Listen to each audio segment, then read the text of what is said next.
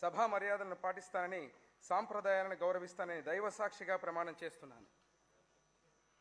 Doctor Byreddy Jayanageswara Reddy అనే నేను శాసనసభ సభ్యునిగా ఎన్నికైనందున శాసనం ద్వారా నిర్మితమైన భారత రాజ్యాంగం పట్ల నిజమైన విశ్వాసం, విధేయత చూపుతానని, భారతదేశ సార్వభౌమాధికారాన్ని సమగ్రతను కాపాడుతానని, నేను స్వీకరించబోయే కర్తవ్యాన్ని శ్రద్ధాశక్తులతో నిర్వహిస్తానని దైవ సాక్షిగా ప్రమాణం చేస్తున్నాను.